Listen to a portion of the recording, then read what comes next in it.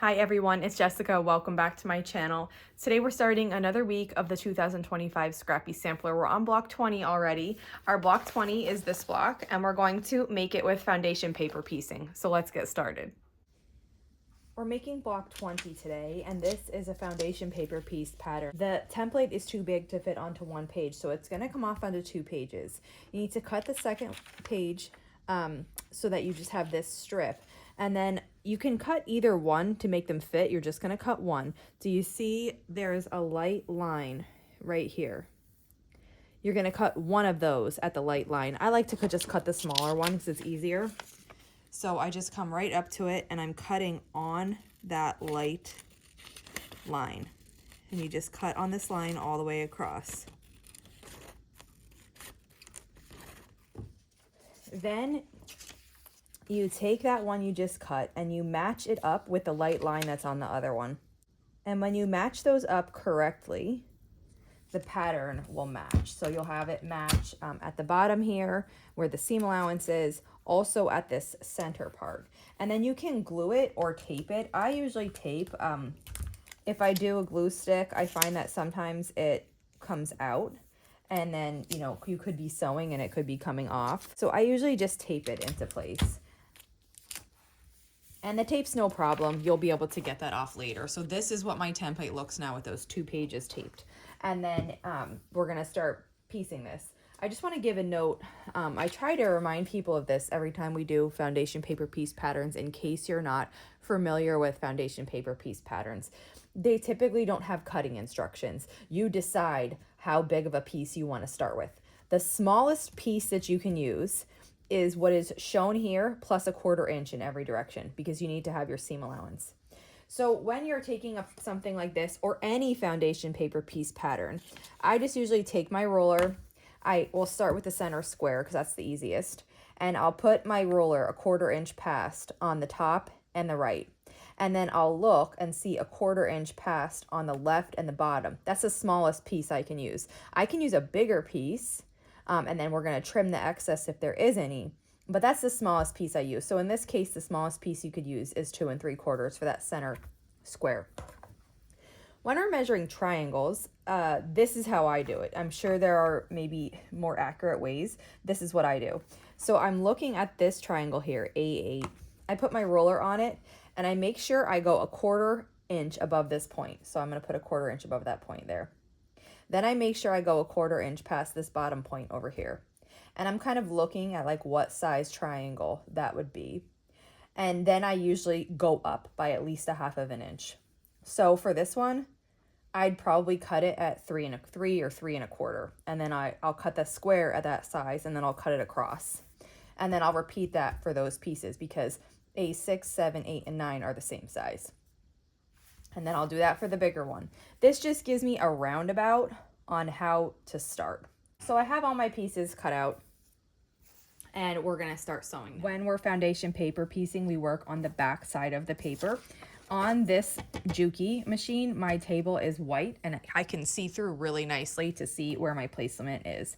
If the bed of the machine isn't white or if it's too hard to see through, you can use a light board. You can even take a piece of paper, just a blank white piece of paper, and put it underneath. It will help you be able to see these lines better, just so you know where to place them. So as for any other foundation paper piecing pattern, we work in numerical and alphabetical order. This whole block is all A's. So we're working the block in one section. We don't have to assemble separate alphabetical sections and then put those together. This is a more beginner type of foundation paper piecing. So we're starting at A1 and then we're gonna work outward until we get all the way to A17, which is this bottom corner. I'll put the first piece on A1. Sometimes people like to glue the first piece because there's no stitches holding it in place right now. So if you want to glue that down just with like a glue stick, a temporary glue, I typically just try to hold it unless it's a really complex pattern. Now I fold my center fabric back so I can see the line between A1 and A2. And then where that crease is, I know that's where I need to, I'm going to sew. So when I put my next triangle on, I put it a 1/4 inch past that. And I usually do a little test flip to make sure it's gonna work. I think I cut it really close on these white triangles. I think I'm just barely gonna have enough. So I have to be really careful with my flips and everything to make sure that I'm putting it in the right place, because if I don't put it in the right place, I won't have coverage all the way around the triangle for A2. And I think I'm gonna run into that for this whole round, 2, 3, 4, and 5. So let's see.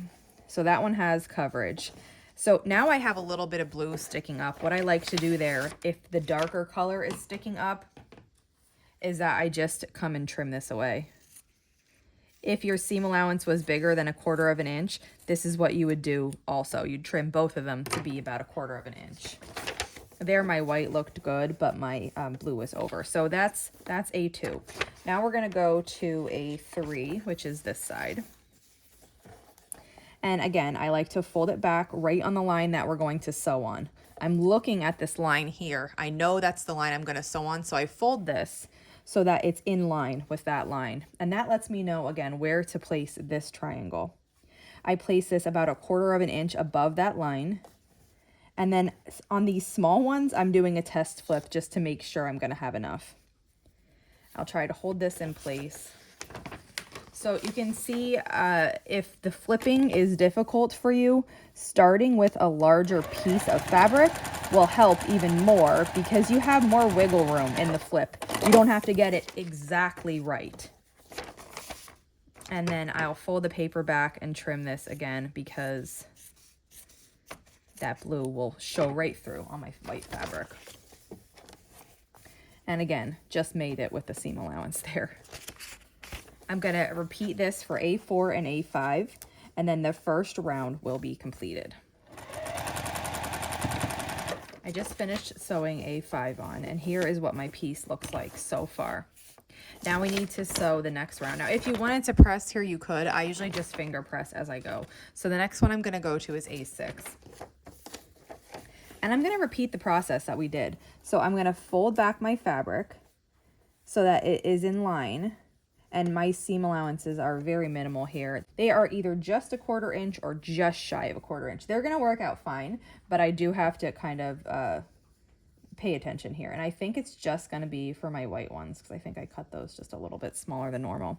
I'm gonna take like a medium blue here, that's what I'm using, and this is going to be this piece. So I test flipped, it looked good. Hold everything together, flip it over, and then sew on this line here right next to A6.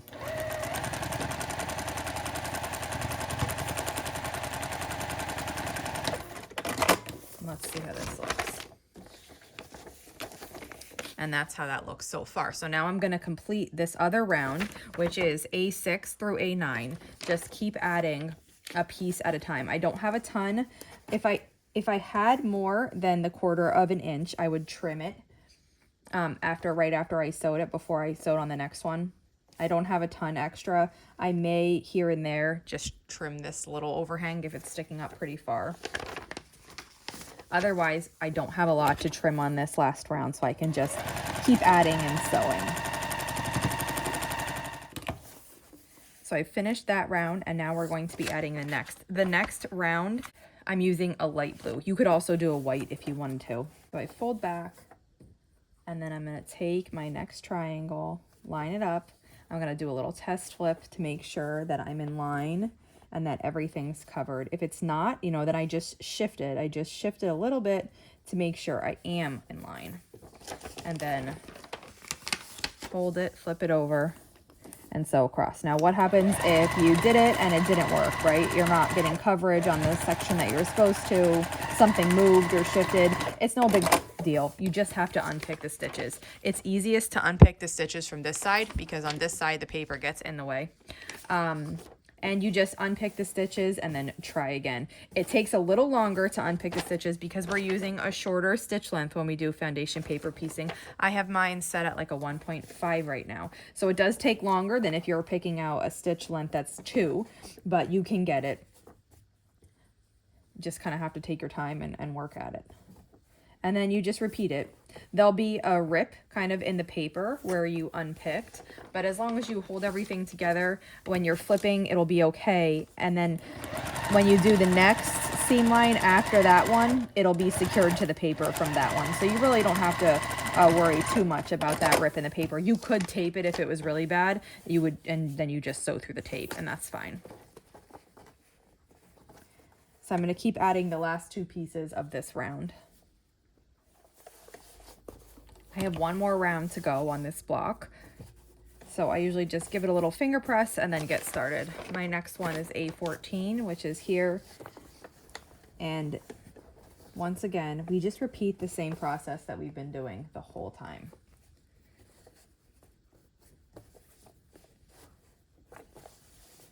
When you're test flipping here, you want to make sure that you have coverage all the way out to the corner and beyond your seam allowance. So I always make sure, you know, again, I'm double checking myself as I go so that I don't have to unpick. Now, sometimes you just do, but doing the double check helps reduce the amount of times that you have to unpick.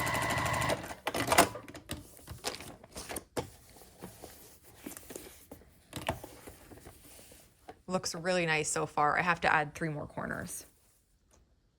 Here is the block so far. We're almost finished. It's a little wonky looking because it just needs its final trim. So I've pressed it now that I finished sewing. And now that it's nice and flat, I just flip it over onto my workspace and we're going to trim. And the way that I trim this is I line the 1/4 inch line of my roller up with the dark line surrounding the block. And what that lets me do is it lets me cut on the dotted line, which is what I'm trying to do. So I just cut that away. Then I'm going to pick up the whole thing and rotate it and repeat that process. So I'm lining the 1/4 inch line of my roller on the dark line surrounding the block, and then we're going to cut. And now I'm going to have a perfectly sized block. To take off the paper, you just flip it over, fold back on the sew line, and then just tear, and the paper will tear right away like this. Now, typically I leave the paper on until I'm ready to start sewing my blocks together. So I'm gonna leave this on until we get to the week where we assemble the next row, and I'll just leave this in my bin just like this for now. That's it for today. Here is our block 20. And I'll just keep this in my bin like this with the paper on. And then when we're ready to assemble the next row, I'll rip the paper off right before I use it. The paper just adds some stability to it until it's ready to be sewn into your quilt. So if you have any questions on this block, just let me know. And if not, I'll see you back here tomorrow for block 21. Thanks for following along.